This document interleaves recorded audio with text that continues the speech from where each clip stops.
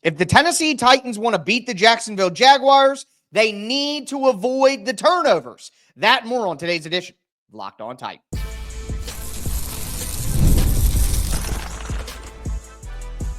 You are Locked On Titans, your daily Tennessee Titans podcast, part of the Locked On Podcast Network, your team every day. Welcome to the Locked On Titans podcast. I am your host, Tyler Rowland. Titans fans, today's edition of the Locked On Titans podcast is brought to you by Game Time. Download the Game Time app, create an account, use the code LOCKEDONNFL for $20 off your first purchase. It's time for another game plan episode as the Tennessee Titans are set to take on the Jacksonville Jaguars in Week 17 on Sunday. I'm going to tell you exactly what they need to do to win, including my keys to victory, my players to watch, and then I'll give you some predictions on this game. What's my score prediction, my fantasy player to watch, the gambling advice I'd give in this one. Before we dive into all of it, do want to thank you for making the Locked On Titans podcast your first to listen each and every day. Remember, Monday through Friday, Tennessee Titans content all year round, even on holidays, and always free. Make sure that you get subscribed, stay subscribed. It's your team every day here on the Locked On Titans podcast. Shout out to my everydayers out there. Tuning in Monday through Friday. If you aren't an everydayer, you need to be one. And as a reminder, for my everydayers on Sunday after the game, I'll be going live to break down all the action. And we got a crazy off season ahead. I'm going to be here to cover everything that happens. But with that being said, we do got to get into my keys to victory in this game for the Titans from a macro level, from a team perspective. And for me, the number one thing that the Tennessee Titans have to do is win the turnover battle. For multiple weeks now, they've lost the turnover battle, and you just simply can't win football games that way. At least this Tennessee Titans team is not good enough to win games when they turn over the ball the way that they have really the entire season. I say in recent weeks, but it's the entire season. Again, 31 turnovers on the year for the Tennessee Titans. I mean, it's absolutely despicable stuff. And if you go into Jacksonville and you turn over the ball consistently, you're just going to give a team that's not very good an opportunity to not only stay with you, but also get a big advantage on you. Because as I've talked about all season, not only do turnovers prevent you from scoring points on offense, but they typically give the opposing offense a better opportunity to score as well. So if the Titans lose the turnover battle in this game, or they turn over the ball significantly, they are simply going to lose the game. There's no way around it. They can't overcome those sorts of things. So the turnover battle is the number one thing that I am watching, my number one key to victory for the Tennessee Titans by far. But number two is to stop the run.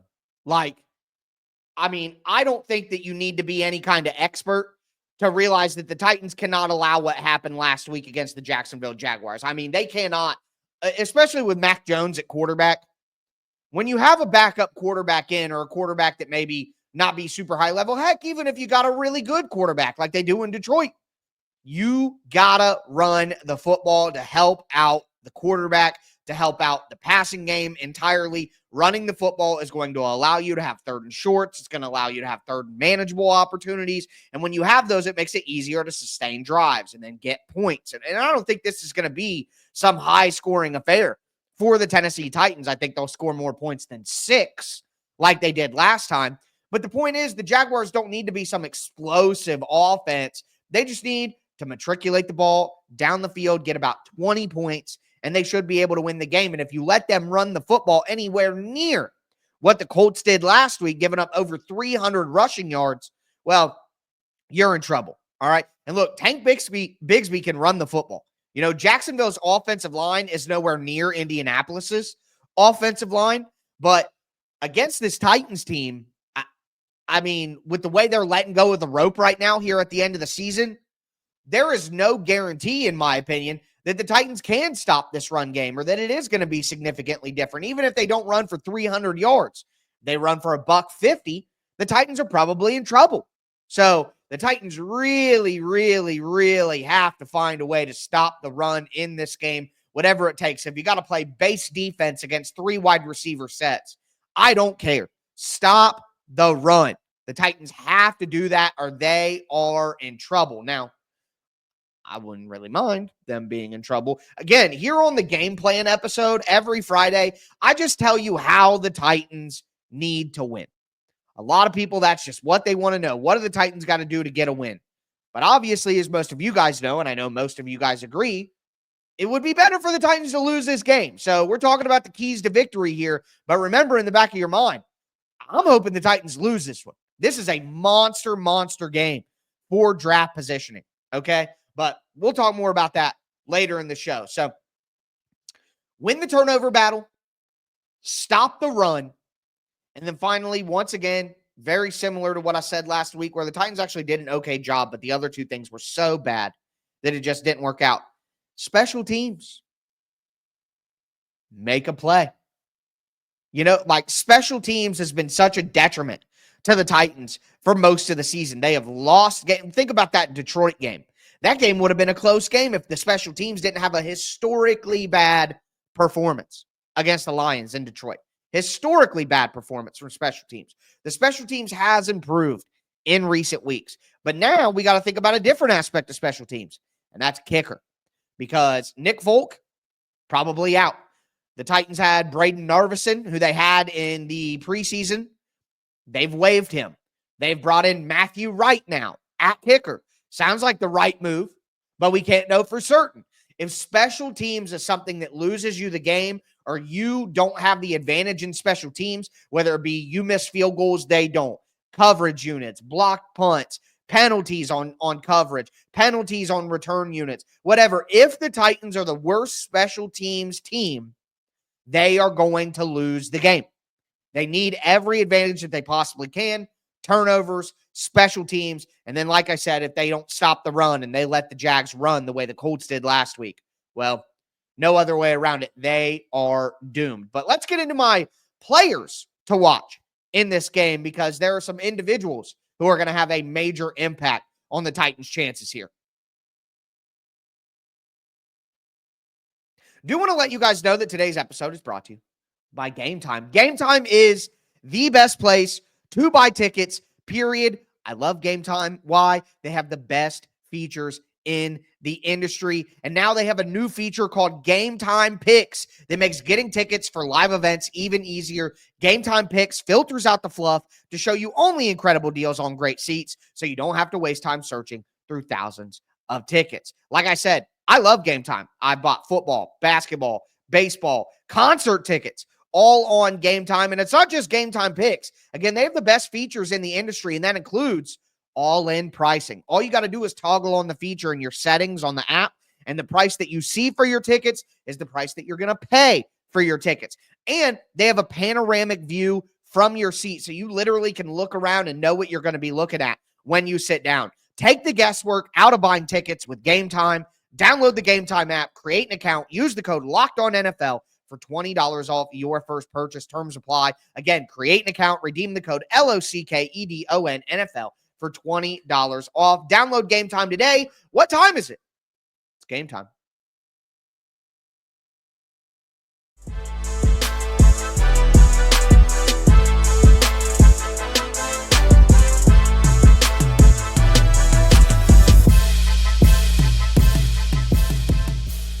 Titans fans, let's continue our game plan edition of the Locked On Titans podcast. Week 17, folks. It's crazy how quickly this season has gone. We're already to week 17. And look, the reality is it has not been a great season for the Tennessee Titans. But if they handle things correctly and they lose these final two games, hopefully it will be worth it in the way of a new quarterback, an elite pass rusher, an Abdul Carter, maybe a top-flight wide receiver, Travis Hunter, Tetairoa McMillan, something like that. Maybe Luther Burden if that's your guy. Either way, let's hope that this rotten season pays off in some way. But back to my game plan. We had keys to victory. Now it's time to talk about the players to watch in this game. And I will start where I started last week with Mason Rudolph. Something that I said last week that played out entirely in front of us during the game. So when you do the pros and cons of Will Levis to Mason Rudolph, one of the big things that you expect is less turnovers. Mason Rudolph isn't going to turn over the ball as much as Will Levis. Well, 3 interceptions last week tell a different story. And it's funny because Brian Callahan tried to defend Mason Rudolph when asked about this early in the week and said, you look at the film, it's a different story. I know that not all of the interceptions were necessarily 100% Mason Rudolph's fault. But the point here is Mason Rudolph is not some expertly clean player who doesn't turn over the ball ever. You know what I mean? Like, Mason Rudolph comes with a level of risk as well. He's not like the squeaky clean guy that people act like he is. In every game that he's played this year, he's had some turnovers, and pretty much all of them. You know what I mean? He's had some turnover-worthy plays every single time. In a couple of games, he's had a bunch of turnovers as well. So, to me, you could say that it's a major upgrade on Will Levis. You could say that it gives the Titans a better chance to win. I think you're probably right about having a better chance to win, but the reality is the propensity for turnovers may not be quite as high with Mason Rudolph, but it's not super low either. And that goes back to my first key to victory. You cannot lose the turnover battle in this game, and that comes down to Mason Rudolph. Mason Rudolph has to avoid turnovers. He has to play a clean game. And if you look back at the Titans game against the Jaguars where they lost 10-6, what a despicable game. Maybe my least favorite game of the year, if I'm honest with you. Even the blowouts to good teams are better than that. That Jaguars loss, boring, deflating, embarrassing, horrible game against Jacksonville in that first matchup. But Jacksonville's probably going to score more than 10 points in this game. And Mason Rudolph probably would have beat Jacksonville if he was the starting quarterback when they played last. So let's see it. Mason Rudolph did well in certain spots. I think I see this with the Chigakonkwo discussion that's going on right now. People are getting real excited about Chigakonkwo over the last 2 weeks. He's had 17 catches. He's looked solid. Well, I hate to be the Grinch. I said this on Twitter too, at Tic Tac Titans. But the truth of the matter is the Titans have been getting blown out for the majority of their last 2 games. And in those games, Mason Rudolph is just dinking and dunking down to Chigakonkwo. Defenses are going to give you that. They're playing prevent. They're playing soft zone coverage so that they don't get beat deep. So, of course, the little 5-yard sit-down route to the tight end after he chips to help an offensive tackle is open.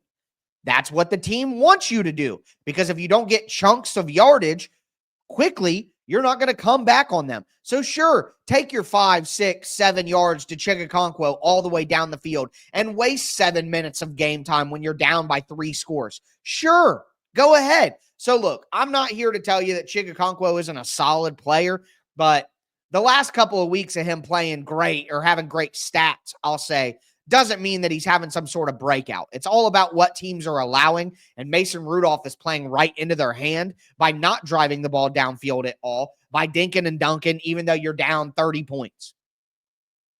So, yeah, he can do that. Yeah, that looked good. Yeah, the numbers looked okay there, but the reality of what is happening does not match the reaction that I'm seeing to those numbers.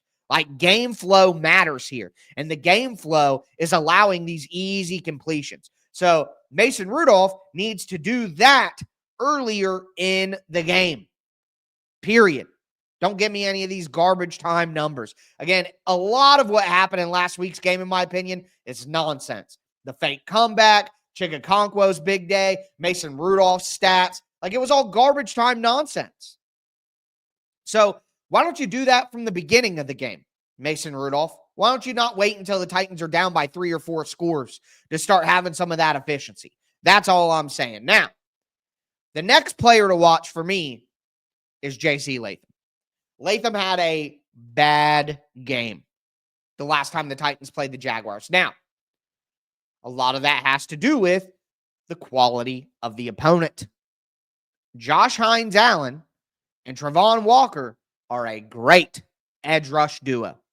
Last time they played, Remember Will Levis, the shoulder getting driven into the ground? JC Latham got smoked by Josh Hines-Allen quite a bit throughout that day. It was a bad performance. If Latham doesn't have a better performance, and look, Latham had a pretty good performance last week against the Colts edge rushers, who are nowhere near as good as Houston or Jacksonville's edge rushers, of course. The Colts can talk about Latu all they want. Hasn't been incredible this year. I don't know if that's the 15th pick. I think the Colts would rather have Dallas Turner or Jared Verse than Latu right now. If they could go back and redo it, they would not take Latu again in the same situation. They would take one of the other edge rushers. But regardless of that, JC Latham had a pretty good game. Really, really bounced back in a big spot. Can he continue that momentum and finish the season strong? I want the Titans to lose these games. A lot of players on this team should not be back. They should be changed. But not JC Latham. Latham will be back, and the Titans need him to continue to develop and continue to have positive games and continue to build momentum going forward. The team as a whole can't do that. The coaching staff can't do that, but individual players can do that, and Latham is one of the players who I'm hoping will do that. Like Peter Skoronski has been on an insane run the last 2.5 months. He has been all-pro level guard, quite honestly. He's been awesome. Pro Bowl level. All-pros may be a bit too high. But Latham is a guy who needs to get on that kind of run. And last week was a good start to get off the schneid. He played pretty well for most of the game against Trey Hendrickson and the Bengals as well. So build, come back. You've seen these guys before. Come back and have a better game the second time. Show that you've learned from your mistakes in the first matchup. That's what I want to see from JC Latham. And quite honestly, if he doesn't do that, and if he gets whooped again, then the Titans are in severe, severe trouble. And Mason Rudolph is in danger. Okay. The final player to watch for me, it's not one player. It's a couple. It's the linebackers. The Titans linebackers were so bad last week. And it sucks because it's James Williams, it's Cedric Gray, Otis Reese. Like, these are the young linebackers that we couldn't wait to see. Well, they were horrible. They were awful. And the Titans tried to bring back David Long Jr., name that most of you will recognize, and then he failed his physical. Yikes. So will the Titans get Luke Gifford back? Kenneth Murray's been placed on IR. Otis Reese had an injury. Will he be back in there? If it's James Williams and Cedric Gray again, they better play a lot better than they did against the Indianapolis Colts. Or again, the Titans are in trouble, and they will not be able to stop the run. But let's do my predictions. Talk about the tank, some fantasy and gambling as well.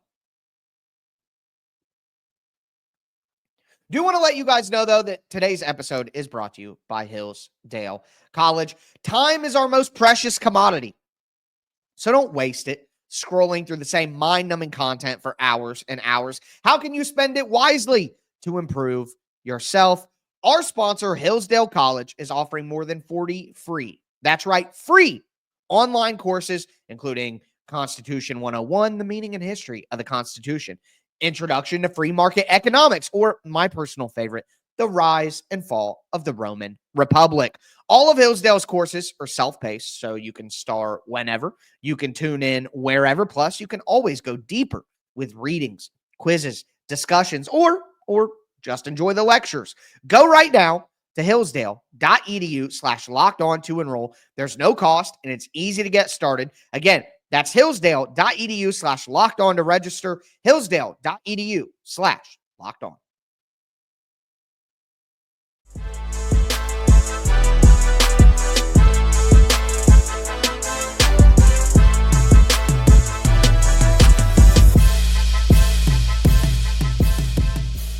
Titans fans, let's cap off today's edition of the Locked On Titans podcast. We talked about my keys to victory in this game. We talked about my players to watch in this game if you want the Tennessee Titans to win, but the reality is most of us don't. Now, before I dive into that, thanks again for making Locked On Titans your first listen. For your second listen, check out Locked On NFL. I'm the host of Locked On NFL, so you'd be showing me some support as well. But please do not win this game, Titans. I'm begging you. Couple of reasons here. Number one is the draft position itself. If the Titans win this game, they likely drop back to 8th or 9th in the draft order. If they lose this game, they're going to 3rd or 2nd. Please do not win this game, Titans. Please, I am begging you. Not only the draft position, but this draft class, and I've said it before over the last few weeks, I'm going to continue saying it until every person who's ever listened to this show hears me say it. This draft class only has about 9 or 10 first-round picks. 9 or 10 first-round talents. Some people say it's less. Some people say it's 7 or 8 first-round talents. Now, as you probably know, there are 32 picks in the first round. There are not 32 first-round players. The Titans must get a first-round talent. They must. They must. Okay? So if the Titans lose this game, and then next week, I know a lot of people were worried, myself included. Hey, Houston, they're going to have their playoff seed wrapped up. They'll probably rest their starters. Well, after that abomination that they put out there on Christmas Day, where their offense was held scoreless, and the only points they scored in the game was a safety as they gave up 30-plus points to the Ravens, they can't sit their players next week. They can't go into the playoffs off that and then sitting their starters. They can't do that. Houston needs to go out there and build some momentum and play well and get ready to play their best football in the playoffs. So my point is, Houston's not going to sit their starters next week. They're going to have extra rest because they played on Wednesday and they're not going to have to play again until next Sunday. And they're going to have extra motivation because they got embarrassed at home on live television on Christmas Day. The Titans will not win next week because of all those factors. So, if you lose this game, you're home free.